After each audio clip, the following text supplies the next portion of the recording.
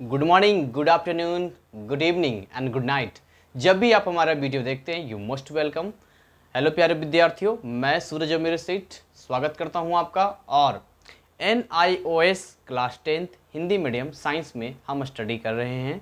अब तक मॉड्यूल 4 अध्याय 12 ऊर्जा के स्रोत का पार्ट 1 और पार्ट 2 हमने बड़े ही जोशीले और मज़ेदार तरीके से पूरा किया है। बहुत सारी जानकारियाँ हमने लिया है।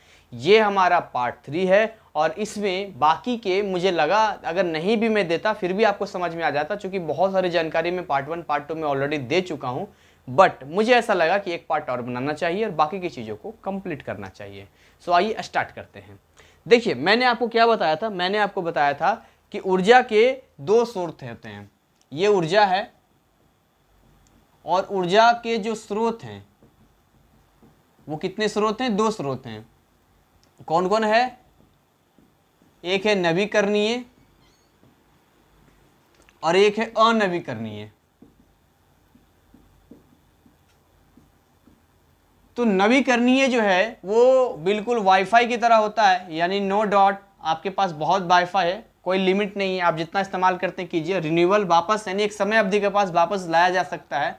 और ये बिल्कुल मोबाइल डाटा की तरह है, यानी कि आपको एक सीमित मात्रा में है और आप एक बार जब खत्म कर देंगे तो वापस आपको रिचार्ज करना पड़ेगा। मतलब अनवीकरणीय में जैसे अगर एग्जाम्पल की बात करूं तो मैंने बोला था एक जीवाश्म आता है, जीवाश्म ईंधन, और मैंने यूरेनियम के बारे में बताया था। यूरेनियम के बारे में बताया था, दोनों जानकारी मैंने दिया था। जीवाश्म ईंधन में कौन कौन आता है? कोयला, पेट्रोल, डीजल, प्राकृतिक गैस, केरोसिन, ये सारी चीजें आती है। खैर, तो अब हम बात करते हैं कि अनवीकरणीय में तो ये हमने सबने पढ़ लिया, यूरेनियम भी पढ़ लिया, जीवाश्म ईंधन भी पढ़ लिया, और हमें पता है ये सारे खत्म हो जाएंगे। और जब खत्म हो जाएंगे तो फिर हमारे पास क्या वैकल्पिक जो कहते हैं हमारे पास ऑप्शन होगा, तो वो होगा नवीकरणीय। नवीकरणीय में जैसे आता है सूर्य का प्रकाश, सूर्य का प्रकाश आता है जिसके बारे में पढ़ेंगे। आप देखेंगे कि जल की धारा, जिसको नदी वगैरह आप कह सकते हैं, उससे हम बना सकते हैं। पवन चक्की से कर सकते हैं। हाइड्रोजन गैस,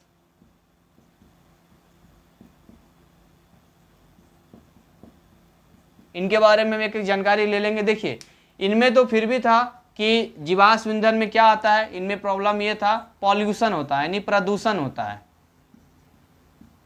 और यूरेनियम के केस में क्या था? विस्फोटक हो जाता है। ये विस्फोटक हमने पढ़ा था, जिसको हमने परमाणु बम के बारे में पढ़ा था। परमाणु बम के बारे में पढ़ा था। ये प्रदूषण करते हैं, हालांकि सस्ते होते हैं पर प्रदूषण करते हैं। बहुत सारी चीजें बताई थी। लेकिन यहाँ पर सूर्य के प्रकाश देखेंगे आप, कोई प्रदूषण नहीं करेगा। जल से आप टरबाइन घुमाते हैं, कोई प्रदूषण नहीं होगा। पवन चक्की, नो टेंशन। हाइड्रोजन गैस बहुत भरा पड़ा है, और साथ ही ये ज़्यादा H2O बनाएगा, कुछ ऐसा प्रॉब्लम नहीं है। तो इस पे अभी काम चल रहा है कि नवीकरणीय पर काम करना चाहिए हमें, क्योंकि अगर हम इस पे आ जाएंगे, इस पे काम करना शुरू करेंगे तो मच बेटर होगा इनसे, क्योंकि ये आज न कल तो खत्म होना ही होना है। कोयला की बात करें तो नेक्स्ट 100-100 ईयर्स बाद ये खत्म हो जाएगा। पेट्रोल डीजल ऐसा कहते हैं कि 35-40 साल में ये भी खत्म हो जाएगा। यूरेनियम तो वैसे ही कम है, तो वहाँ तो हम कह नहीं सकते हैं, वो तो बिल्कुल वैसे भी कम है। सो इस पर अभी बात चल रही है, तो इसी के बारे में एक एक करके हम बात करते हैं। और हम बात करेंगे आपके सिलेबस का, जो आपके सिलेबस में है। ये देखिए, मोबाइल में हमने सिलेबस आपका जो है PDF है वो ले रखा है। सो आगे आगे आगे हम बात कर लेते हैं जी। कौन कौन है आ जाइए। बायोगैस वगैरह मैंने आपको बताया नहीं था, लेकिन जैसा भी होगा मैं आपको बता देता हूँ। ये बड़ा डिसिप्लिन तरीके से मुझे चलना है, और इस तरीके से चलना है कि आपके पास जो है वो जानकारी पूरी हो। जब आप इसके क्वेश्चंस को पढ़े तो आपको लगे नहीं कि आप जो है यूट्यूब पर किसी टीचर से पढ़ रहे हैं, आपको लगे कि पूरी जानकारी मैंने आपको दिया है। मैं उन टीचरों में से नहीं हूँ कि एक आध वीडियो अपलोड किया फिर भाग गए, नहीं। जिम्मेदारी लिया है, पूरी तरीके से करवाऊंगा और आगे भी करवाऊंगा। इसलिए कहता हूँ अगर नए हो तो चैनल को सब्सक्राइब कर लो और हमेशा वीडियो 360 पे देखा करो, ताकि विशेष तरीके से आपको जो है बढ़िया क्वालिटी दिखाई देगा। तो आइए, जो सबसे पहले हम बात करते हैं सन के बारे में।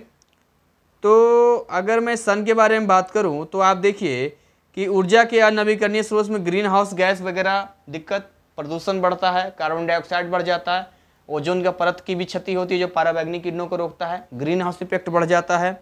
वैकल्पिक में अगर बात करें तो वैकल्पिक में हम जीवाश्म ईंधन के अलावा फिर हम नवीकरणीय पे आते हैं जिसमें सन है। सूर्य के बारे में यदि मैं बात करूं तो बस आप बुक में पढ़ना, बाकी मैं समझा देता हूं आपको। सूर्य के बारे में यदि मैं बात करूं तो आप देखोगे कि अल्टीमेट जितनी चीजें हैं सूर्य से ही है, क्योंकि सूर्य की किरणों के बिना पौधे प्रकाश संश्लेषण नहीं कर सकते। आपको पता होगा पौधे अपना भोजन प्रकाश संश्लेषण से बनाते हैं, इसमें 4 चीजों की जरूरत पड़ती है, सूर्य का प्रकाश, कार्बन डाइऑक्साइड, क्लोरोफिल और उनका खनिज और लवण जो जड़ों से वो लेते हैं। तो क्लोरोफिल उनके पास होता है, खनिज लवण मिट्टी से ले लेते हैं, कार्बन डाइऑक्साइड तो हम इंसानों से ले लेते हैं जो हम बाहर निकालते हैं, बच जाता है सूर्य का प्रकाश। तो सूर्य के प्रकाश के बिना सारी चीज़ें बेकार है, चाहे वो दुनिया में जितनी भी चीज़ें हों। तो सूर्य का प्रकाश ये होता है। आप नाभिकीय ऊर्जा को यदि छोड़ दीजिए, यानी यूरेनियम वगैरह इसको छोड़ दीजिए, तो जो जीवाश्म है ये भी अल्टीमेट कहाँ से आया है, तो आप देखेंगे कहीं ना कहीं इसका भी संबंध सूर्य से है, क्योंकि बिना पौधे बिना खाना खाए जिंदगी किसी की नहीं चल सकती है। तो अल्टीमेट वही सारी चीज़ें हैं, तो सारा सूर्य में ही आता है। और विशेष क्या है जी, तो सूर्य में देखिए आजकल जो है सोलर प्लेट बनाया गया है। सोलर प्लेट क्या होता है, दिन में आप चार्ज कर दीजिए और धूप में आप रखेंगे, चार्ज हो जाएगा, उससे बिजली, नहीं सिलिकॉन उसमें लगा होता है, बिजली का उत्पादन होता है।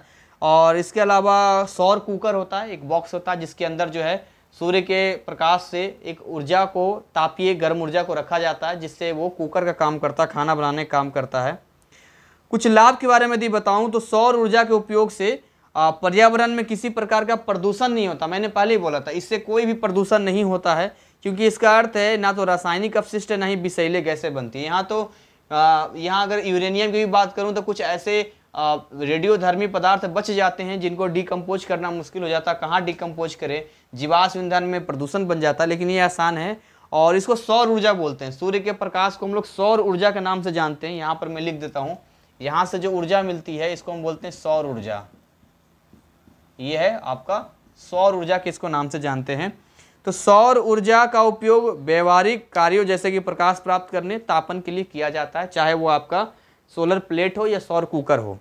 इसके अलावा बात करूं, सूर्य एक अक्षय ऊर्जा का स्रोत है जो मुक्त रूप से उपलब्ध है, यानी कि कोई कमी नहीं है, आप भरपूर इस्तेमाल कीजिए, कोई दिक्कत नहीं होने वाला है।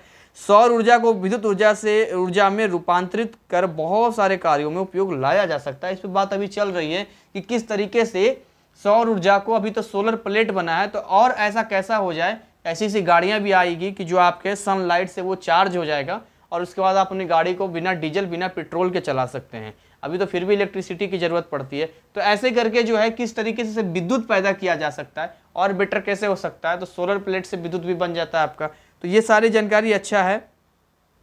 और इसमें देखेंगे, इसमें कोई संदेह नहीं है कि सूर्य किसी न किसी रूप में सभी ऊर्जकों का स्रोत है। सारी जानकारी मैंने आपको बता दिया है। लागत भी बहुत कम है। सौर पैनल लगाइए, साफ सफाई की आवश्यकता केवल होती है, उसको ध्यान दीजिए और आप आराम से जो है विद्युत का उत्पादन कर सकते हैं। नेक्स्ट आइए बात करते हैं पवन ऊर्जा के बारे में। पवन चक्की, जिसको पवन ऊर्जा कहते हैं, आपने अक्सर देखा होगा, पवन चक्की को देखा होगा, फिरकी जिसको कहते हैं। वो क्या होता है, वो ऐसा करके हवा उसके टरबाइन को घुमाता है। वो कहाँ लगाया जाता है, गुजरात के बहुत सारे हिस्सों में लगाया गया जहाँ हवा की स्पीड ज़्यादा होती है, हवा का चाल ज़्यादा होता है, ताकि वहाँ से जब रेगुलर वे में तेज़ी से, तेज रफ्तार से ये मूव करेगा, घूमेगा, तो होता क्या है, फिर वहाँ से बिजली का निर्माण, विद्युत का और निर्माण किया जाता है। तो इसके बारे में अगर मैं बात करूँ तो फिरकी देखिए कि पंखुड़ी होते हैं। इसके बारे में बता दूँ, पवन ऊर्जा लागत मुक्त और विश्वसनीय ऊर्जा है, मतलब बहुत ही बेटर है ये। और इसमें पवन ऊर्जा स्वच्छ होती है, मतलब पर्यावरण में कोई भी प्रदूषण नहीं। इसमें क्या प्रदूषण है, हवा आ रही है, पवन चक्की घूम रही है, इसमें तो कोई प्रदूषण वाली बात नहीं आती है। पवन ऊर्जा निर्माण में ऐसे कोई हानिकारक उत्पाद भी नहीं बचते हैं जिसको बाद में जाके वो प्रदूषण कारण बने, क्योंकि पवन एक नवीकरणीय ऊर्जा स्रोत है, अतः यह कभी खत्म भी नहीं होगा। हवा तो कभी खत्म होगा नहीं, पवन है। हाँ, ऐसा इलाका रखें जहाँ पर तेज हवाएं चलती हो। इसके अलावा जिन स्थानों पर पवन टरबाइन लगे होते हैं उन स्थानों पर कृषि कार्य और डंगरों की चराई संभव है और जो जैव ईंधनों के उत्पादन में सहायता हो सकता है। पवन चक्की लगे स्थानों के नीचे की जमीन का प्रयोग कृषि कार्यों में हो सकता है, तो अच्छी बात है ना। अब यहाँ पर मान लो चलो बहुत बड़ा एक टावर लगा, टावर ऊपर पवन पंखी है, नीचे आप टहल लो, घूम लो, खेती कर लो, पेड़ पौधे लगा लो, क्या दिक्कत है, कोई फर्क नहीं पड़ता है। वो तो हवा ऊपर से आएगा, उसको घुमा के उसको काम करेगा। और पवन फार्म समुद्र तट से दूर भी बनाए जा सकते हैं। कहीं कहीं पवन फार्म पर्यटकों के आकर्षण का केंद्र भी बन जाते हैं। यहाँ पर देखिए ये भी एक बिजनेस का काम हो जाता है। बेरोजगारों को रोजगार मिल जाता है। यहाँ पर पर्यटक लोग बड़े शौक से घूमने के लिए जाते हैं, कैसा दिखता है, फोटो शूट वगैरह करवाते हैं। तो इस तरह से इसके बारे में भी हमने देख लिया, पवन चक्की के बारे में भी हमने देख लिया। नेक्स्ट अगर मैं बात करूं तो इसकी दिक्कत क्या है, दिक्कत ये है कि पवन ऊर्जा हर समय हर जगह उत्पन्न नहीं हो सकती है। आपका हवा चलेगा, वायु जब चलेगा तभी ये चीज़ें पॉसिबल है। साथ ही साथ जब पवन चल रही हो तभी इसका इस्तेमाल कर सकते हैं, और इसको संग्रहित भी नहीं कर सकते। ऐसा भी नहीं कि स्टोर करके इसको रख लीजिए और काम हो जाएगा, ऐसा भी नहीं होने वाला है। लगातार ऊर्जा उत्पादन के लिए अनवरत व समान गति से बहने वाली पवन की आवश्यकता होती है। आपको ऐसा हवा चलेगा, लेकिन हवा की एक रफ्तार, जो चाल है वो ऐसा होना चाहिए जो उसकी पंखुड़ी को घुमा सके, लगातार चल सके। ऐसा नहीं है कि थोड़ा चला फिर नहीं चला, पड़ना वो घूमेगा नहीं, फिर कम ऊर्जा देगा। और समुद्र तट पर या तट से दूर दोनों बने ही पवने फार्म देखने में सुंदर होने के साथ साथ बहुत शोर भी करते हैं। अतः ऐसा फार्मों का काफ़ी विरोध होता है, क्योंकि आवाज़ बहुत करता है। ये जहाँ भी लगा होता है बहुत शोरगुल करता है, तो वहाँ की पब्लिक को थोड़ी सी परेशानी होती है, तो इसका विरोध भी होता है। और बड़े बड़े पवन फार्म प्राकृतिक दृश्यों की सुंदरता में प्रतिकूल प्रभाव उत्पन्न कर सकते हैं। वन्य जीव खासकर पक्षी जो उस क्षेत्र में उड़ते हैं को ये फार्म क्षति पहुंचाने वाले होते हैं। हाँ, ये दिक्कत वाली बात है। मान लो पक्षी वगैरह उड़ रहा है, वहाँ पर जाकर टकरा कर वो उसकी हवा में आकर डिस्टर्ब हो सकता है, उसको दिक्कत हो सकता है।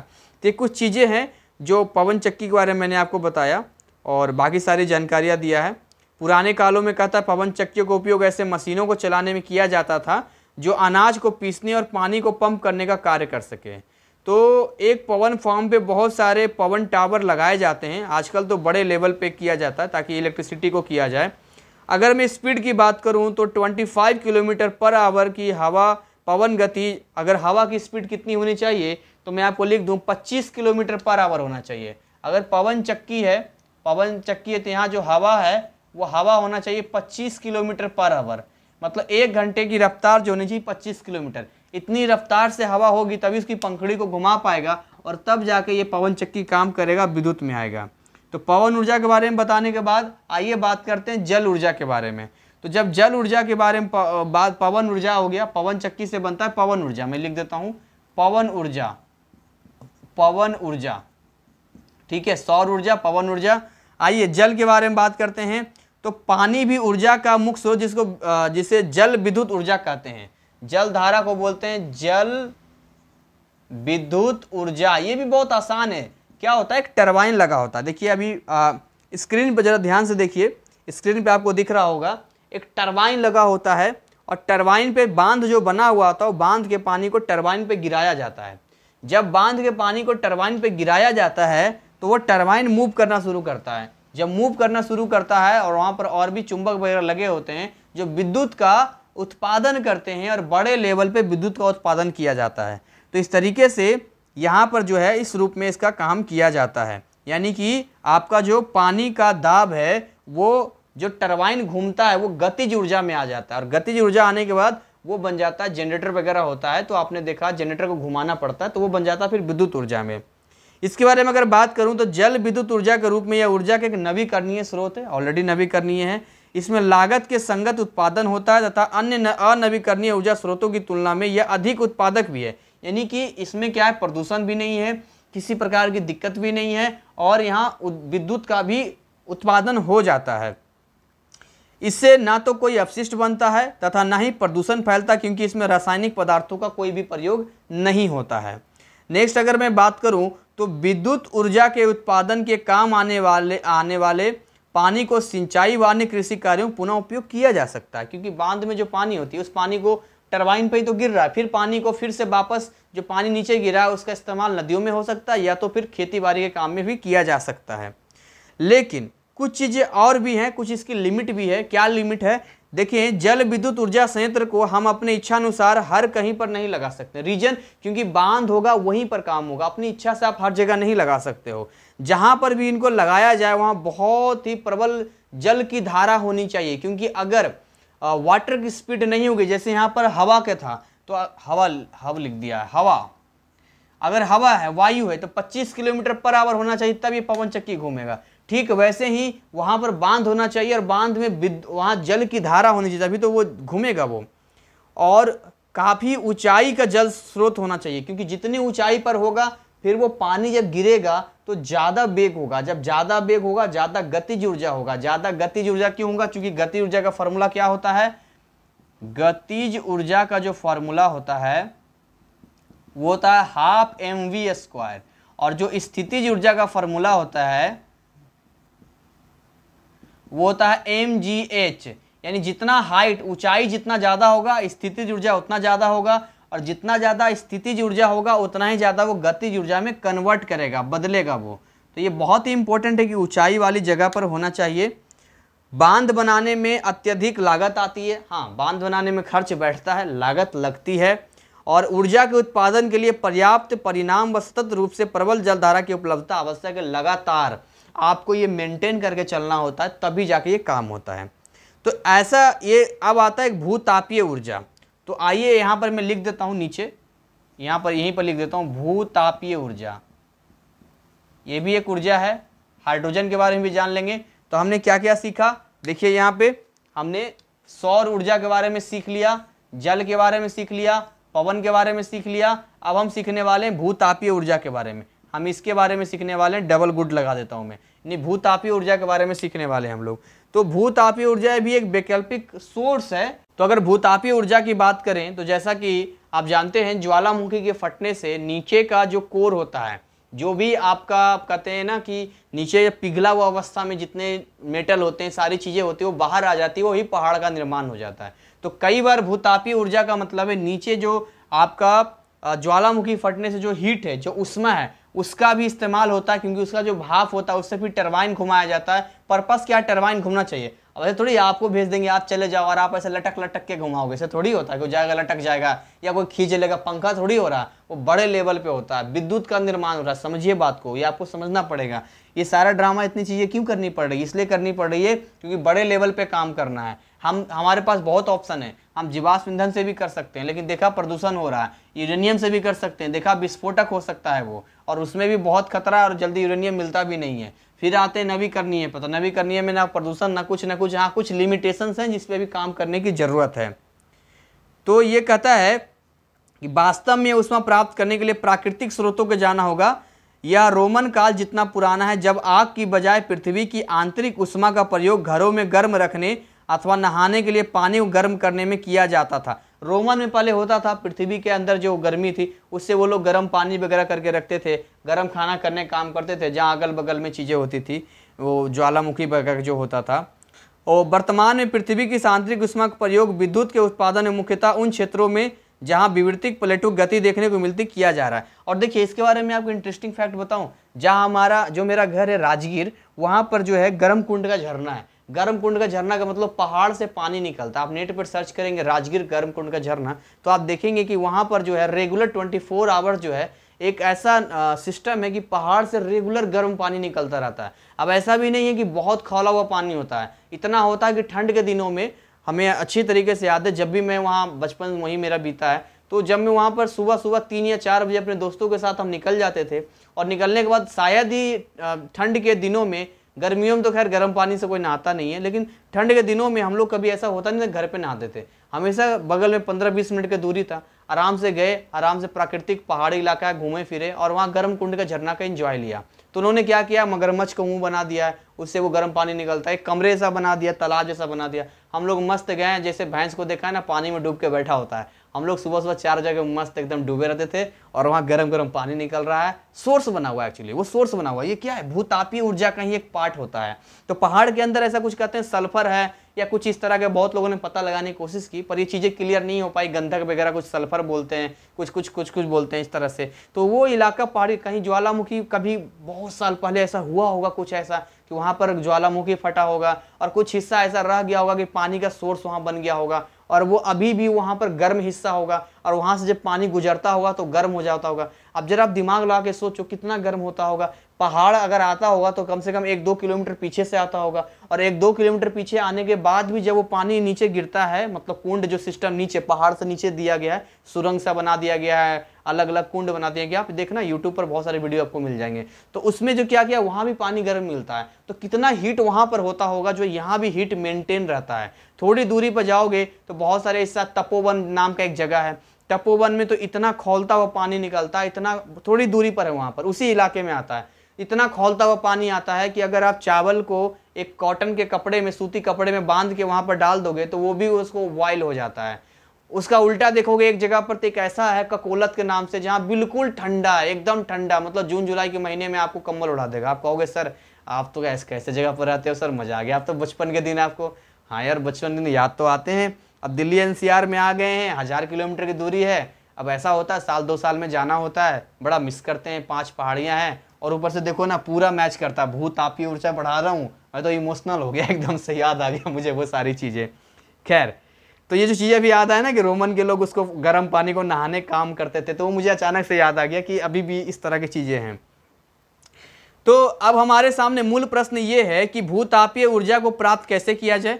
आपने पृथ्वी पर पाए जाने वाले ज्वालामुखियों के बारे में सुना होगा, मैंने बताया ज्वालामुखी, ये सारी चीज़ें क्लियर कर दिया मैंने। तो इसका मतलब ये हुआ कि कहीं पर अगर हिस्सा गर्म है तो कोई हिस्सा गर्म का मतलब क्या है, देखो जैसे ये पृथ्वी है, जैसे मान के चलो ये वाला पृथ्वी है, तो ये पृथ्वी है, तो हो सकता है कहीं पर प्लेट लगा हो, इस तरह से मोटा प्लेट हो, और हो सकता है कहीं पर पतला प्लेट हो। तो अगर हो सकता है कहीं का प्लेट, ये वाला प्लेट मान लो, ये प्लेट हो सकता है किसी का प्लेट ऐसा ये कमजोर हो, मतलब पतला हो, वहां वाला प्लेट, ये वाला पतला हो, और नीचे क्या है, हीट है, नीचे उष्मा है, नीचे क्या है, उष्मा है। तो अगर ये वाला प्लेट कमजोर होगा यानी पतला होगा, तो ऊपर आप खड़े हो जाओगे, ऊपर खड़े हो जाओगे, ये ऊपर पानी होगा या ऊपर कुछ भी XYZ कुछ भी होगा, तो वो क्या होगा, गर्म हो जाएगा। क्यों गर्म हो जाएगा, क्योंकि ये वाला जो आप देख रहे हो, ये वाला हिस्सा ऊपर का जो सतह है वो पतला है। तो कुछ हिस्से हैं ऐसे धरती पर, जैसे मैंने अपने गांव के बारे में भी बताया, एक्चुअली वो गांव नहीं, इंटरनेशनल प्लेस है, मैं बचपन से देख रहा हूँ। इंटरनेशनल प्लेस का मतलब महात्मा बुद्ध का जो है शांति स्तूप भी उसमें बना हुआ है। अमेरिका तक, चाइना, इसके अलग अलग विदेशों से भी लोग आते हैं। तो ये सारी चीज़ें हैं जो पर्यटक टूरिस्ट स्थल भी वहाँ पर आ जाता है। तो ये समझना होगा आपको। भूतापीय ऊर्जा का उपयोग घरों को गर्म कर रखने तथा बिना किसी हानिकारक उत्सर्जन के विद्युत उत्पादन में किया जा सकता है। आइए इसे कुछ लाभ के बारे में जानते हैं कि आखिर भूतापीय ऊर्जा का क्या लाभ है।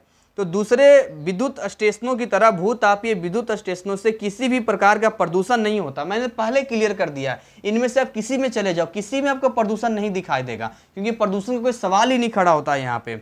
और दूसरी बात है, यहाँ इसका सही तरीके से इसका दोहन किया जाए तो कोई भी हानिकारक प्रोडक्ट नहीं बनता। ये प्योर आयुर्वेदिक है, आयुर्वेदिक समझते हो ना, कोई साइड इफेक्ट नहीं है।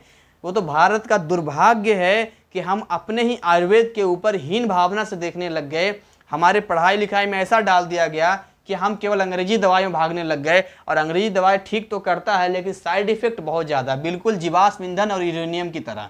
इसने बीमारियां फैल रही है, जितनी साइड इफेक्ट हो रही है, इसमें हम ये नहीं कहेंगे कि अंग्रेजी दवाओं का ही प्रभाव है, लेकिन जितनी बाहर की चीज़ें हम खा रहे हैं वो भी इफेक्ट है। और अंग्रेजी दवाई जो हम खाते हैं वो ठीक तो करता है लेकिन वो जड़ से नहीं मिटाता। जैसे डायबिटीज़ है, अगर किसी को डायबिटीज हो जाए तो वो ही नहीं कहता डायबिटीज जड़ से मिटा देंगे, जिंदगी भर खाते रहिए। बीपी है, कहता जिंदगी भर खाते रहिए।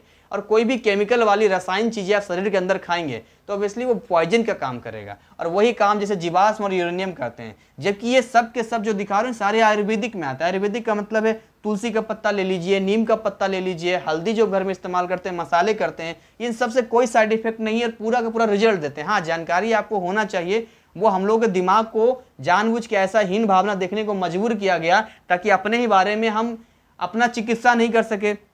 आप मुझे एक बात बताइए, अगर किसी को ये पता चल जाए काढ़ा पीने से बुखार ठीक हो जाता है, हल्दी लगाने से घाव ठीक हो जाता है, और आयुर्वेदिक चीज़ें पता हो जाए, तो फिर ये अंग्रेजी दवाओं का व्यापार कैसे होगा, कैसे बिजनेस होगा? आप समझते हैं 2 रुपया कैप्सूल 10 रुपये मिलता है और प्लस साइड इफेक्ट भी उसके मिलते हैं, तो कैसे ये चीज़ें होंगी?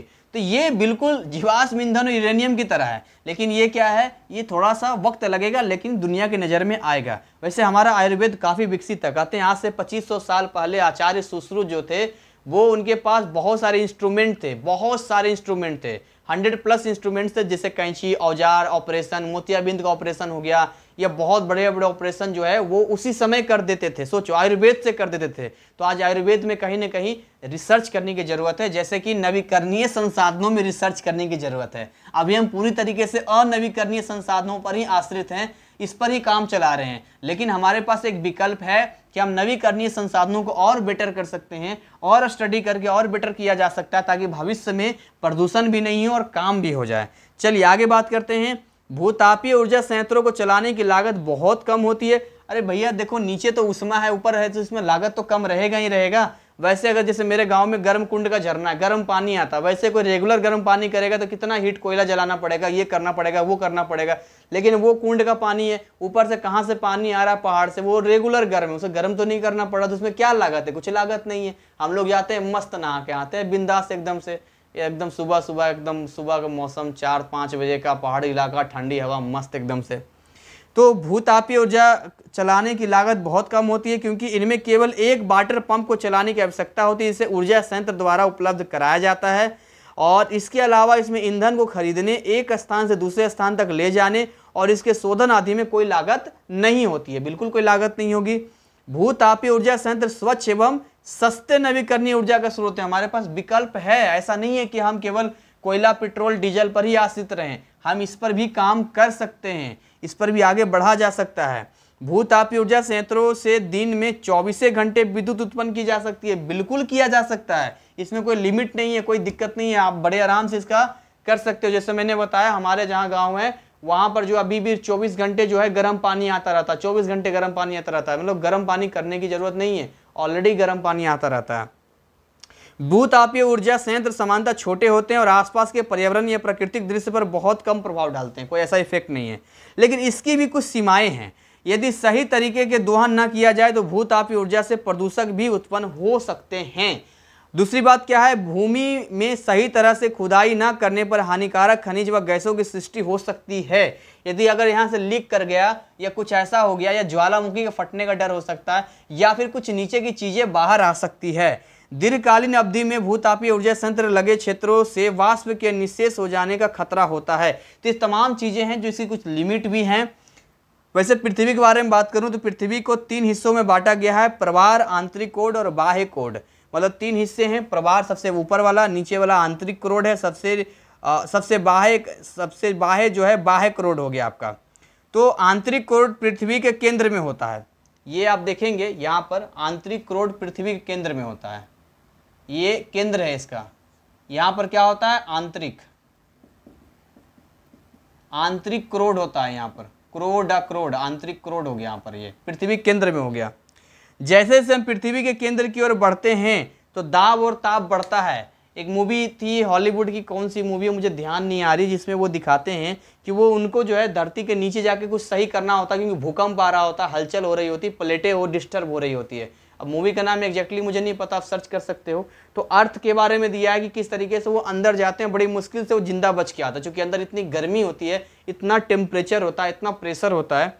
बहुत सारे हॉलीवुड मूवी जो है ना साइंटिफिक मूवी होते हैं, ये बॉलीवुड की तरह नहीं होते हैं कि लव एंगल पे ही केवल घूमते हैं, प्यार मोहब्बत की ही बातें करते हैं। वो बहुत, उनमें देखा होगा आपने, गाने नहीं होते हैं उनके अंदर जो है, वो मुझे लगता है कपड़े भी चेंज नहीं करते हैं, मुझे लगता है एक बार स्टार्ट होते हैं, किसी चीज़ को स्टार्ट करते हैं, उसी में पूरी मूवी को घुमा देते हैं वो। और यहाँ पर क्या है, यहाँ बाप भी आ जाता है, उसका दादा भी दिखाई देता है और उसका पोता भी जवान हो जाता है 3 घंटे में। तो ये बॉलीवुड की कहानी है। खैर, हमें इस पर नहीं बात करनी है, आगे बात करना है। आंतरिक क्रोड से बाहर की ओर जाने पर बाह्य क्रोड आता है। जब बाहर आएंगे यहाँ पर तो ये बाह्य हो गया, ये आ गया बाह्य क्रोड आपका हो गया, जब बाहर की ओर आएंगे तो।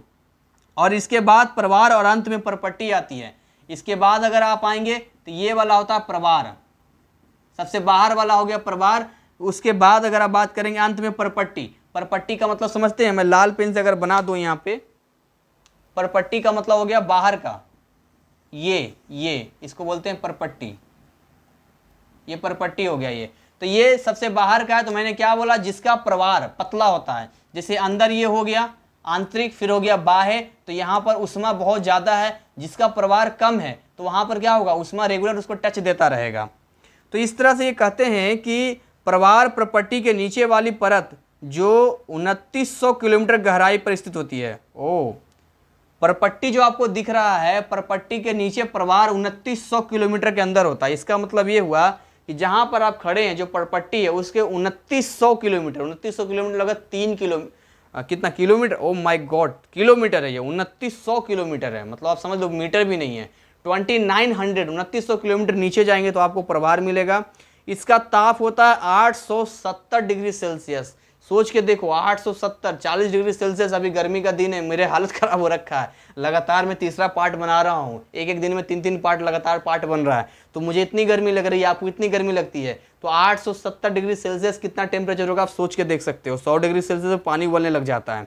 और बाह्य करोड़ का जो ताप होता है उसके थोड़ा सा और नीचे आ जाएंगे तो उसका टेम्परेचर और बढ़ जाता है, 4400 डिग्री सेल्सियस हो जाता है, यानी और आएंगे तो और टेम्परेचर बढ़ गया। उसके नीचे और जाएंगे तो 6100 डिग्री सेल्सियस, ओहो 6100 डिग्री सेल्सियस, जहां प्रवाह समाप्त हो जाता है। प्रवाह समाप्त हुआ, अभी आंतरिक के पास नहीं आए हैं।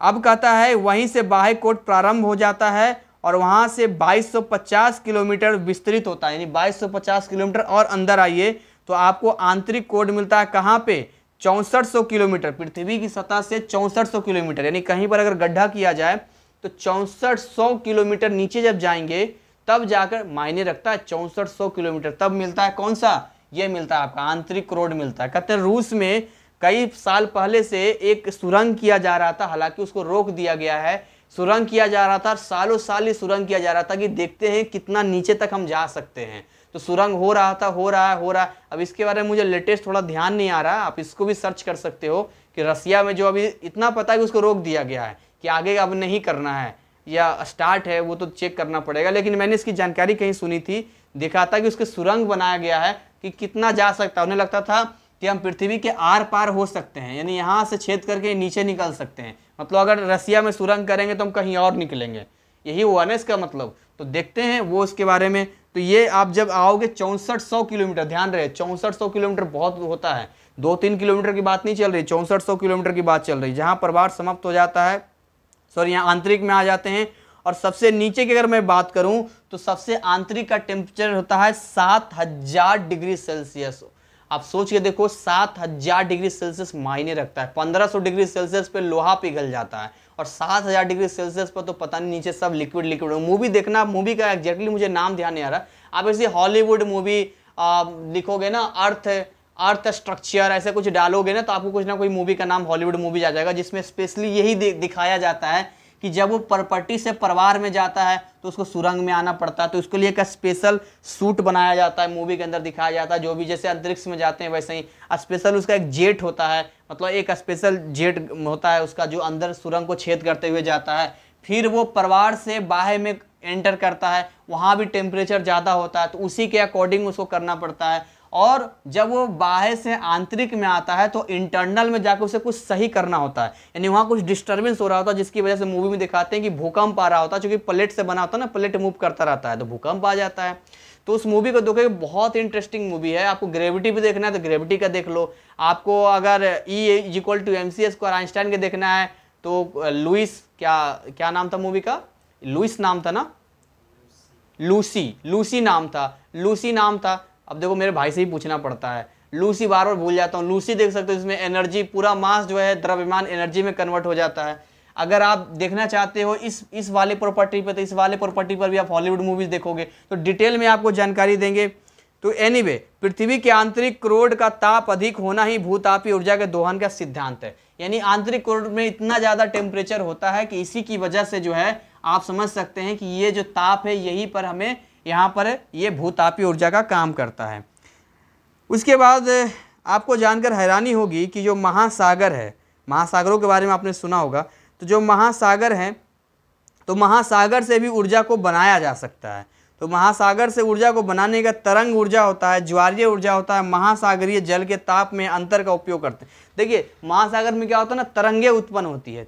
महासागर मतलब अंदर में तरंगे, गर्म जलधारा होता है, ठंडी जलधारा होता है, तो तरंगे उत्पन्न होती है। और ज्वार का मतलब है कि जब वो पानी की लहर होती है तो बहुत तेजी से ऊपर जाती है, फिर वो नीचे आती है, तो ज्वार उत्पन्न होता है। महासागर जल का अंदर का टेम्परेचर काफ़ी ज़्यादा होता है, तो इन सब का इस्तेमाल करके भी आप बाकी बुक में पढ़ लेना, इसको अंदर भी सिस्टम होता है, तरंगों से टेम्परेचर होता है, टेम्परेचर से भाप बनता है।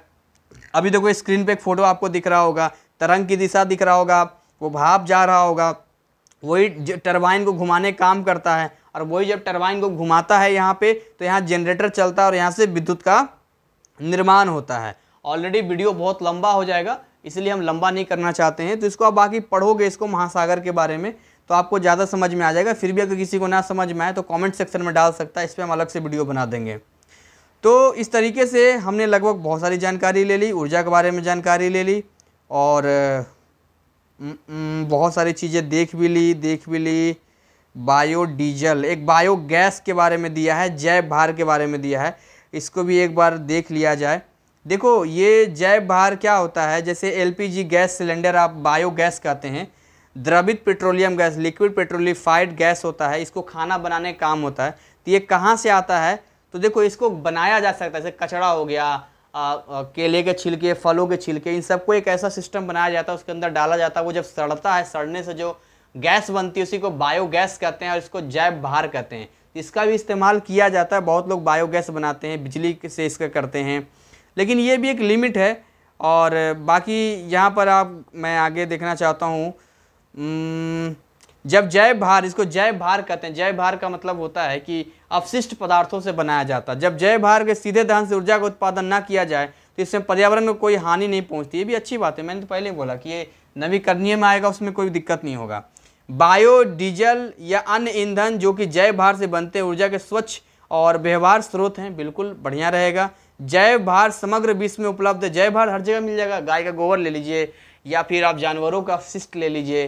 कौन तो ये सोच रहा है अच्छा सर तो वो जो बाथरूम में वो चैम्बर में जाता है, खाओ पियो कुछ भी, सुबह शाम वही निकलता है, वहाँ से कनेक्ट कर दे क्या घर के गैस सिलेंडर। हाँ बेटा कर दो गैस सिलेंडर कनेक्ट, वहाँ से जो बदबू निकलेगी ना तो पूरा घर में तुम्हें बता देगा। ये एक साइंटिफिक तरीके सारे होते हैं, साइंटिफिक तरीक़ों से काम होता है। ऐसा नहीं है कि जो लैट्रिन का चैम्बर है वहाँ से पैक कर दिया, वहाँ से गैस निकाल के उस पर हम गैस जला देंगे, ये दिमाग मत लगाना। फिर देखो नथिंग इज इम्पॉसिबल, लेकिन सीख कर दिमाग तरीके से, अच्छे तरीके से, ठीक है, ठंडे दिमाग से। और जैव भार समग्र विश्व में उपलब्ध है। जैव भार संयंत्रों में बनने वाले अपशिष्टों का उपयोग खाद के रूप में जो बच जाते हैं, जैसे गोबर वगैरह हो गए, सब बच जाते हैं, तो ये क्या होता है, डिकम्पोज हो जाते हैं, खेतों में छिड़कते हैं, तो खाद का भी काम करते हैं ये।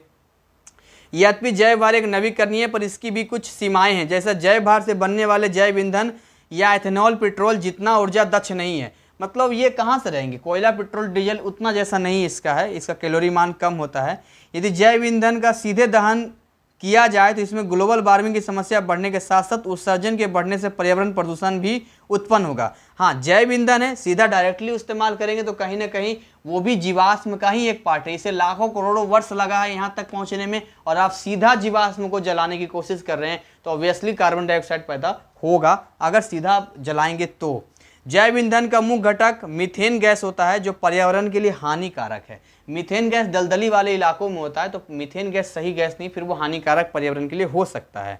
जैव भार में ऊर्जा उत्पादन करना, चाहे इसका उत्पादन करना हो या एथेनॉल में बदलना, अपेक्षाकृत महंगा पड़ता है, थोड़ा सा कॉस्टली है। अब देखो आप पेट्रोल डीजल कोई चल यूज कर रहा है या कोयला, आखिर ये नवीकरणीय ऊर्जा स्रोत क्यों पीछे है अभी तक, इसलिए पीछे है कि इनमें खर्चा ज़्यादा है, और जब खर्चा ज़्यादा होगा तो ऑब्वियसली ये चीज़ें महंगी पड़ेगी, तो आम पब्लिक कहेगी कि हम ये क्यों इस्तेमाल करें, हम वही पेट्रोल इस्तेमाल कर लेंगे, डीजल इस्तेमाल कर लेंगे, प्राकृतिक गैस इस्तेमाल कर लेंगे। तो जब तक पूरी तरीके से यहाँ पर इतनी सप्लाई किया जाए कि फिर कोई दिक्कत ना हो, कमी ना हो और वो सस्ता भी पड़े, ऐसा ना हो कि 9 के लकड़ी 90 खर्चा, मतलब अगर 2 रुपये के लाभ के लिए 10 रुपये हम लगा रहे हैं तब 2 रुपये लाभ आ रहा है, तो बेकार चीज़ है फिर, तो वहाँ पर फिर लोग इस्तेमाल नहीं करेंगे।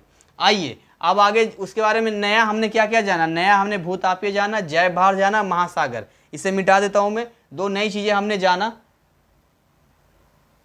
हालांकि मैंने महासागर के बारे में डिटेल नहीं बताया है, लेकिन मैं फिर से कह रहा हूं इसको पढ़ के देखना, ना समझ में आए कमेंट सेक्शन में डाल देना, मुझे लगेगा पढ़ने वाले विद्यार्थी हैं। तो महासागर, तो महासागर और एक जैव भार हमने देखा, जैव भार, ये दोनों चीज़ें हमने देख लिया। आसान चैप्टर है, कोई हार्ड नहीं है, कोई लेंदी बनाने से कोई फायदा नहीं है। अब बच गया हाइड्रोजन गैस का, तो हाइड्रोजन गैस भी एक नवीकरणीय का बहुत अच्छा स्रोत है। तो हाइड्रोजन गैस में सबसे अच्छी बात यह है कि ये जो है आप बड़े आराम से, जैसे बोलते हैं ना डीजल पेट्रोल कोयला आदि, इन सब पे निर्भरता खत्म हो जाएगी अगर हाइड्रोजन गैस क्या चीज़ें आ जाता है तो। और हाइड्रोजन जो है अगर काम करे तो ईंधन सेल वाली कार से हाइड्रोजन दुगनी दूरी चला सकता है, मतलब बहुत ही पावरफुल हाइड्रोजन होता है डीजल पेट्रोल की अपेक्षा। जितना इसमें खर्च जाता, जितना इसको देते हो, अगर उतना हाइड्रोजन गैस दे देंगे तो जितना दूरी ये आपको तय करवाता है उसका दुगना दूरी हाइड्रोजन गैस से आप तय कर सकते हैं। तो आइए कुछ चीज़ें हम जान लेते हैं। पहले, ब्रह्मांड में हाइड्रोजन सर्वाधिक प्रचुर मात्रा में पाए जाने वाला तत्व है। पूरे ब्रह्मांड में, दुनिया की बात नहीं कर रहा मैं, ब्रह्मांड की बात कर रहा हूँ। और यह सबसे हल्का तत्व है, सामान्य ताप पर दाब या गैस रूप में होता है, गैसेस फॉर्म में होता है। पृथ्वी पर प्राकृतिक रूप में हाइड्रोजन गैस रूप में नहीं पाई जाती है, क्योंकि एकदम पृथ्वी पर प्राकृतिक रूप में हाइड्रोजन गैस रूप में नहीं पाई जाती, क्योंकि वायु में हल्की होने के कारण यह वातावरण में ऊपर उठ जाता है। ये हल्का होता है ना, जैसे देखते हैं हाइड्रोजन गैस का गुब्बारा वगैरह काफ़ी ऊपर उठ जाता है। तो ये अन्य तत्वों के साथ जैसे H2O बना लेता है, पानी बना लेता है। पानी क्या बनता है? H2O। अकेला नहीं पाया जाता, कभी H2O बना लिया, कभी कोयला बना लिया, कभी पेट्रोलियम। तो इसमें क्या होता है, आप देखेंगे इसको फिर निकालना पड़ेगा आपको, यहाँ से H2 को हटाना पड़ेगा आपको। हाँ, हाइड्रोजन गैस थोड़ा सा महंगा पड़ता है। महंगा क्यों पड़ता है? क्योंकि अगर आपको इस्तेमाल करना तो गैस से नहीं चल, उसको लिक्विड फॉर्म में लाने के लिए बहुत ही महंगा खर्चा बैठता है। अगर हाइड्रोजन गैस को, गैसेस को लिक्विड में आपको लाना है तो ये महंगा बैठता है, और महंगा होने की वजह से फिर अभी तक इस पर काम उस तरह का नहीं हो पाया जैसा कि हम कर पा रहे। मैंने कहा ना, अभी इसमें रिसर्च की ज़रूरत है, अभी इसमें वक्त लगेगा, टाइम लगेगा। और अभी ये हमारे पास जो है उसका इस्तेमाल कर रहे हैं, लेकिन ऐसा उम्मीद किया जा रहा है कि अनवीकरणीय से निर्भरता खत्म हो जाएगी और हम नवीकरणीय पर बहुत जल्द आ जाएंगे। और बहुत सारे हमारे पास तरीके, एक दो तरीके नहीं है। सूर्य का प्रकाश है, जल की धारा है, पवन चक्की है, हाइड्रोजन गैस है, भूतापीय है, महासागर की है, जय भार है। मतलब कई तरीके, कई ऑप्शन हमारे पास हैं, क्योंकि बिना ऊर्जा के तो पूरी दुनिया चल ही नहीं सकती, ना हमारी ज़िंदगी चल सकती है। सो अगर मैं आगे बात करूँ तो हाँ, ऊर्जा की अगर मैं बात करूं तो मैंने पहले बता दिया था, ऊर्जा जो है संरक्षित होता है, ऊर्जा का ना निर्माण होता है ना विनाश होता है। जैसे कि हम जो खाना खाते हैं वो पचता है, वो रासायनिक ऊर्जा में जाता है। वहाँ रासायनिक ऊर्जा, फिर हम गति ऊर्जा, फुटबॉल खेलते हैं, पैदल चलते हैं। अभी मैं बोल रहा हूँ तो ये ध्वनि ऊर्जा में मेरा ऊर्जा बदल रहा है। आप देख रहे हैं तो कहीं ना कहीं प्रकाश ऊर्जा भी है। तो इस तरीके की ऊर्जा का ट्रांसफॉर्मेशन होता है। और इसमें जो है बहुत सारी चीज़ें आप खुद भी पढ़ना, इसमें डिटेल कितना मैं बताऊँ। हाँ, कुछ चीज़ें ये कहा जाता है कि 85% प्रतिशत ऊर्जा की मांग पूर्ति जो है तेल, कोयला, प्राकृतिक गैसों से हो रही है। तो अभी हम पूरी तरीके से जो है नवीकरणीय पर नहीं आए, हम अनवीकरणीय पर ही चल रहे हैं। ऊर्जा की मांग की आपूर्ति के बीच का अंतर बढ़ रहा है। देखिए, ऊर्जा की मांग बढ़ रही है, आपूर्ति उतनी हो नहीं पा रही, गैपिंग बढ़ता जा रहा है, गैपिंग बढ़ता जा रहा है। तो जल्द से जल्द हमें नवीकरणीय पर काम करना पड़ेगा। और दूसरे देशों की अपेक्षा ऊर्जा व ईंधन के लगातार बढ़ते के दाम, दूसरे देशों की अपेक्षा हमारे देश में जो है ऊर्जा की कीमतों का दाम बढ़ा। आपने देखा होगा, पेट्रोल हो या डीजल हो, इसकी कीमतें काफ़ी तेज़ी से बढ़ी है। इसके पीछे बहुत सारे कारण हो सकते हैं। तो कहीं ना कहीं आम पब्लिक को दिक्कत है, तो हमें जो है नवीकरणीय पे काम करने की ज़रूरत है। लेकिन इनका जो प्रोसेस है वो महंगा पड़ जा रहा है। अब जैसे कहीं पर सस्ता भी है, जैसे कि जल की धारा की बात करते हैं या सूर्य के प्रकाश की बात करते हैं, कहीं सस्ता भी है तो वो उसकी भी कुछ लिमिट आ जाती है। और जहाँ पर बेहतर तरीके से हाइड्रोजन गैस वगैरह हमने देखा है, ये थोड़ा सा महंगा पड़ जाता है। अब महंगा पड़ जाने की वजह से अब आम पब्लिक कहेगी वैसे भी डीजल पेट्रोल महंगा है, अब ये और आप महंगा कर देंगे। तो ऐसा माना जा रहा है कि भारत में ऊर्जा संकट की समस्या एक समाधान नाभिकीय ऊर्जा हो सकती है। नाभिकीय ऊर्जा का मतलब ये जो मैंने यूरेनियम का बताया था, ऊर्जा की समस्या का जो संकट आ रहा है उससे हम यूरेनियम से, नहीं विस्फोटक होता है, मतलब हर जगह विस्फोटक नहीं होता है। पावर प्लांट लगाया गया, भारत में 4 पावर प्लांट है, जर्मनी फ्रांस में तो 75% जो है इसी से, न्यूक्लियर पावर प्लांट से ही एनर्जी हो रहा है। जापान में 30%, इंडिया केवल 3% पर है। तो भारत में कहा जा रहा है कि ऊर्जा की जो डिमांड बढ़ रही है, उस डिमांड के पूरा करने के लिए एक ऐसा माना जाता है यूरेनियम से काम करके हम नाभिकीय ऊर्जा से काम कर सकते हैं। ये आपका नाभिकीय ऊर्जा है, क्योंकि यहाँ इसको बोलते हैं नाभिकीय ऊर्जा। नाभिकीय ऊर्जा से किया जा सकता है, लेकिन इसमें कुछ दिक्कत है, खतरा ज़्यादा है। खतरा ये है कि विस्फोटक होता है, अगर अनकंट्रोल हो जाए तो फिर ये बहुत ही विस्फोटक हो जाता है। साथ में कुछ रेडियोधर्मी पदार्थ इसमें निकलता है जो आम पब्लिक को भी काफ़ी परेशान कर सकता है, बीमारी दे सकता है। ऊर्जा के अन्य नवीकरणीय स्रोत जैसे कि सौर ऊर्जा, पवन ऊर्जा, आप देखिए जल विद्युत ऊर्जा, बायोगैस, इन सब की अगर बात करें, इन सबको बढ़ावा मिलना चाहिए, इन सब का इस्तेमाल होना चाहिए। साथ ही वाहनों में ज़्यादातर पेट्रोल, ईंधन, तेलों की खपत होती है, तो ऐसे में ज़्यादा माइलेज देने वाले वाहनों का निर्माण किया जाना चाहिए जो ज़्यादा माइलेज देते हैं, क्योंकि कम माइलेज देंगे तो ज़्यादा पेट्रोल और डीजल की खर्च होगा। हम पता क्या सोचते हैं, अरे पैसा अपन के पास बहुत सारा है, टेंशन नहीं लेने का, क्या दिक्कत है, फालतू में पेट्रोल उड़ रहा है उड़ने दो, डीजल उड़ रहा है पैसा चाहिए ना तुम्हें, ये लो पैसा, ये लो पैसा। अरे बेवकूफ़ व्यक्ति, पैसा तो तुम दे दोगे, लेकिन जितना तुम फालतू, जितना तुमने पेट्रोल खत्म किया, जितना डीजल खत्म किया, उसको पता भी है उसको बनने में कितना वक्त लग रहा है। यानी कि आप समझो कि आप जो बिजली भी जलाते हो, आप फालतू में पंखा खोल के रह जाते हो, आप फालतू में जो है बल्ब जला के रह जाते हो, और घर वाले बोलते तो आपको लगता है कि पैसा ज़्यादा आएगा, इलेक्ट्रिसिटी बिल ज़्यादा आएगा, इसीलिए आप चिंतित हो। नहीं भाई, अगर पैसा आप दे भी दोगे ना, तो जो जिस कोयले को जलाकर ये विद्युत पैदा किया जा रहा है आपके घरों में, वो कोयला लगातार जल रहा है। और भारत की सोचो कितनी आबादी है, इतनी आबादी में अगर सबने थोड़ा थोड़ा ही बचत किया, सोचो भारत की आबादी है कि नहीं, 135 करोड़ की आबादी, अगर सब 1-1 रुपया ही देगा तो कितना 135 करोड़ रुपया आएगा।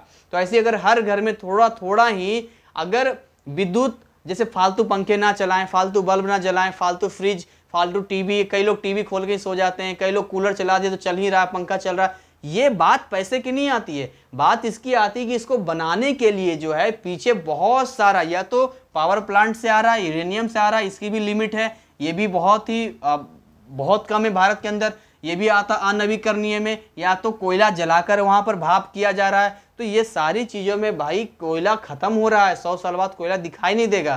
तो अगर हम मिलकर कम खपत करेंगे तो वहाँ कोयला भी कम खपत होगा। तो कहीं ना कहीं 100 से 150 साल हम कर सकते हैं, 200 साल कर सकते हैं, यानी लंबे समय तक इसका हम लाभ उठा सकते हैं। तो आई होप आपको समझ में आ गया होगा। और कृषि प्रधान देश होने के कारण हमें गन्ने व वनस्पति तेलों से जैव ईंधन एवं एथेनॉल उत्पादन के बारे में सोचना चाहिए। मतलब कृषि देश है भारत, सोचना चाहिए, गन्ने हैं, वनस्पति हैं, इनसे भी कुछ न कुछ, एथेनॉल से हम आगे कुछ और क्या कर सकते हैं, सोचना चाहिए। ये ऊर्जा संकट की समस्या से निपटने के लिए बहुत सारे प्रयास है जो आए दिन हमें करना चाहिए।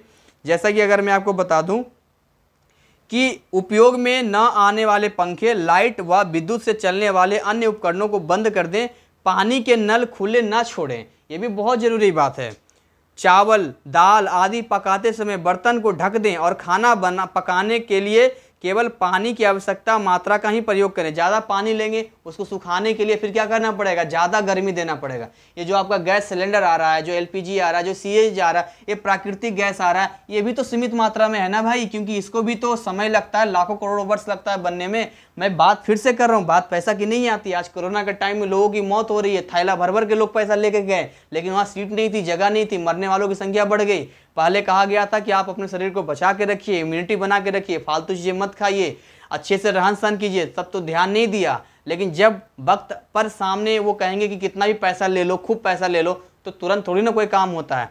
ठीक वैसे ही आज हम पैसे देकर भी अगर इनका खपत कर देंगे, खूब बर्बाद कर देंगे, बाद में पैसे देकर भी आपको मिलने वाले नहीं हैं। तो ये थोड़ा सा ध्यान देने वाली बात है।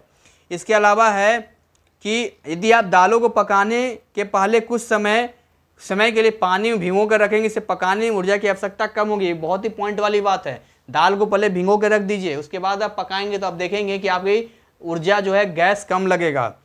और ऊर्जा की बचत का एक अन्य तरीका यह है कि आप अधिक दक्ष उपकरणों का प्रयोग करें, जैसे कि बल्ब या ट्यूबलाइट के प्रयोग की बजाय LED या CFL का प्रयोग कीजिए, क्योंकि बल्ब 100 वाट का होता है।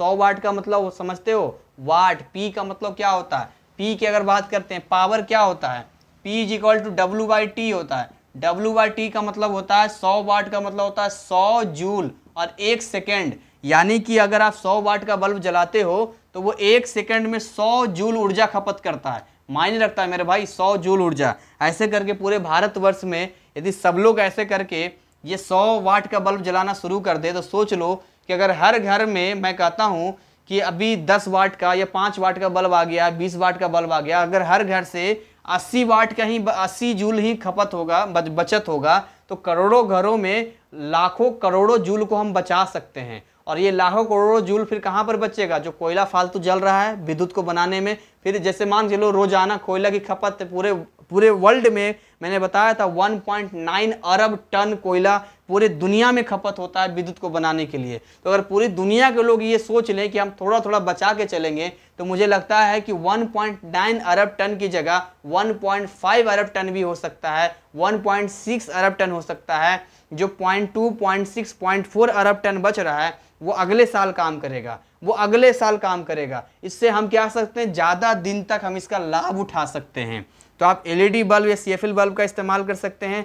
यहाँ तक कि कुछ देशों में तो बल्ब का प्रचलन बंद सा होता जा रहा है। अच्छे स्टोव ईंधन का अधिक दक्षता से दहन करते हैं, दहन के लिए प्रति इकाई ईंधन के लिए अधिक ऊष्मा प्रदान करते हैं। ईंधन दक्ष वाहनों का उपयोग करना चाहिए, उनके इंजन को रख रखाव, मतलब देखते हैं पहले एक आता था, वो आता था क्या उसको बोलते हैं, उसको स्टोव आता था। स्टोव में क्या होता था, केरोसिन तेल डालिए, उसको इस तरह से आप प्रेशर देते थे तो वहां पर एक बनाता था झिल्ली टाइप का, जो ऐसे फवारा फेंकता था केरोसिन तेल का, और वहां माचिस लगाते रेगुलर जलता था। और मैं तो काफ़ी इरिटेट हो जाता था। मेरे दादाजी जो अक्सर जो है कभी वो नॉनवेज वगैरह बनाते थे तो उस पर, वो गर्मी का दिन था, उस पर वो बनाते थे, पंखा वंखा बंद हो जाता था। बाहर का था भाई, घर में दादी खाती नहीं थी तो बाहर बनता था, तो वो घर घर घर घर बहुत ज़्यादा आवाज़ आता था। और पता डिस्टर्बेंस मुझे तब आता था जब संडे का दिन होता था, डीडी नेशनल पे मूवी आया करता था, और मुझे सबसे ज़्यादा गुस्सा दो चीज़ों पर आता था। पहली चीज़, जिस दिन क्रिकेट मैच आ गया तो उस दिन तो मेरा मूड खराब है। शनिवार तक तो लगता था कि बिल्कुल ठीक है, पूरा बायोस्कोप में आ रहा है, ये आ रहा है, ये मूवी आएगी, ये मूवी आएगी।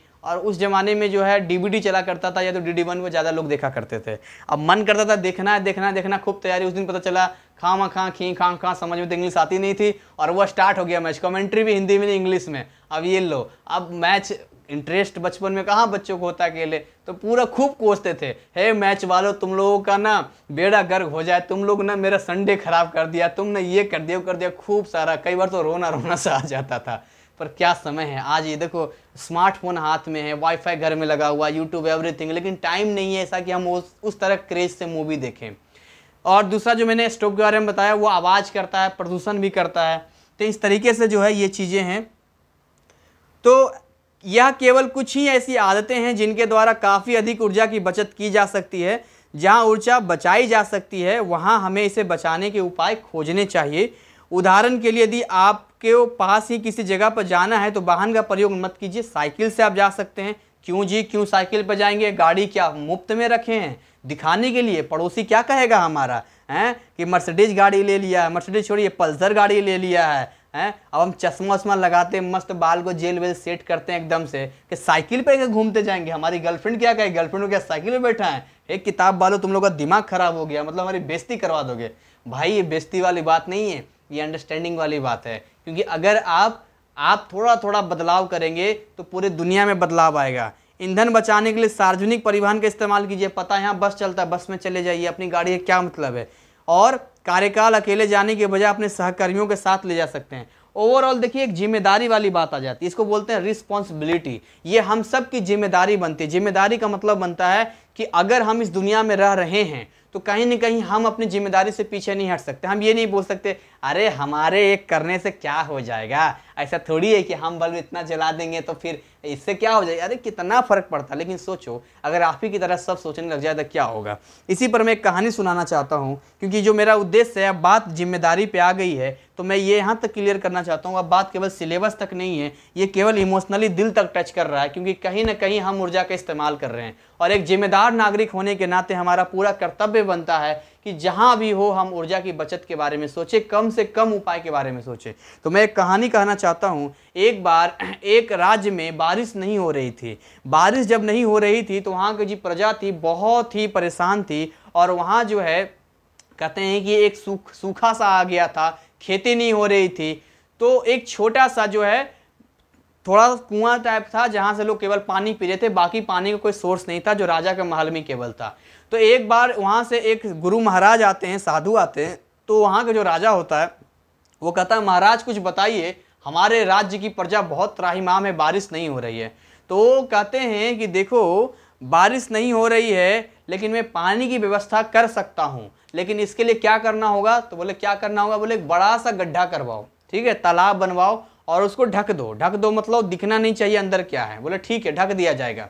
फिर बोला कि देखो गाय तो ऑब्वियसली पहले गांव में गाय वगैरह गाय भैंस सब पालते थे, तो आप गांव में ये अनाउंसमेंट अपने राज्य में करवा दो कि जितने भी लोग होंगे अपने घर से जितना भी दूध बन सकेगा उस दूध को उस गड्ढे में उसमें जाके केवल डाल देंगे, ठीक है। अंदर क्या है वो देखना तो दिखाई देगा नहीं, बस ऐसे करके वो डाल देंगे। जो आपका सैनिक होगा उसे दे देंगे, वो जाकर डाल देगा। वो सैनिक भी नहीं देखेगा कि उसमें दूध है क्या है, वो भी नहीं देखेगा, बस वहाँ खाली डाल देना है, ठीक है।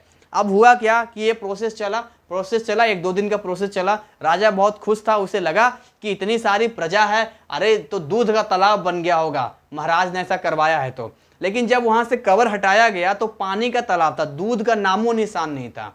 तो ऐसा इसलिए हुआ क्योंकि हर कोई यही सोचा कि मेरे 1 लोटा पानी मिलाने से क्या हो जाएगा, बाकी सब तो दूध ही मिलाएंगे। अरे बाबा रे बाबा, बाकी सब दूध मिलाएंगे। और तुम पानी मिलाओगे, वाह वाह वाह। तुम ही केवल सोच सकते हो कि बाकी जो है अब तुम पानी मिला सकते हो और बाकी पानी नहीं मिला सकते हैं, और तुम्हारी तरह सोच सबने कर लिया तो पानी का तालाब हो गया। ठीक वैसे ही आज भी वक्त ऐसा आ चुका है, आपने देखा है कि किस तरह से कोरोना महामारी ने जो है पूरे दुनिया में त्राहिमाम मचा दिया है। ये भी एक पर्यावरण के असंतुलन की वजह से हुआ। तो आज हमारी जिम्मेदारी बनती है, चाहे वो कोई भी ऊर्जा हो, चाहे हम अनवीकरणीय ऊर्जा के स्रोत की बात करें, खैर नवीकरणीय में तो कोई दिक्कत नहीं है, अगर नवीकरणीय आ जाता है तब तो यहाँ तो कोई दिक्कत नहीं है। लेकिन जब तक हम अनवीकरणीय ऊर्जा पर है, जो मोबाइल डाटा की तरह है, जो सीमित है, जो खत्म होने वाला है, मैंने बताया कोयला जो है, कोयला आपका जो है 100 सालों में खत्म होने वाला है। पेट्रोल डीजल की बात करें 35-40 साल में खत्म होने वाला है। हालांकि प्राकृतिक गैस चलेगा पर यह भी कुछ ना कुछ खत्म होने वाला है। यूरेनियम है, यूरेनियम हालांकि बहुत ही हिसाब किताब से चलाना होता, विस्फोटक परमाणु बम का निर्माण हो जाता, लेकिन फिर भी यूरेनियम अगर 10 ग्राम मिलेगा तो उसमें से जो है 3 ग्राम यूरेनियम ही सही मिल पाएगा 235 वाला, बाकी 238 मिलेगा जो बिना यूज का है। सो कहने का मतलब ये है कि अगर हम पंखा चलाते हैं, बल्ब जलाते हैं या कोई भी काम करते हैं, पेट्रोल डीजल चलाते हैं, अगर एक आदमी थोड़ा थोड़ा बचाव करने का सोचे तो मैं कहता हूं कि अगर 1-1 रुपया कहीं बचत होगा पूरे भारतवर्ष में तो 135 करोड़ लोगों की अगर एवरेज में निकाला जाए तो 135 करोड़ रुपए की बचत होगी। और वो जो बचत होगा, जैसे कि बिजली का उत्पादन की बात करते हैं तो वहां कोयला खपत कम लगेगा। यानी पूरे दुनिया में जो 1.9 अरब टन कोयला खर्च हो रहा है विद्युत के उत्पादन, पूरी दुनिया का, उसमें भारत भी है, तो अगर पूरी दुनिया के लोग ये सोचना शुरू कर दें तो कहीं ना कहीं कोयला का बचत होगा और वो आगे काम करेगा।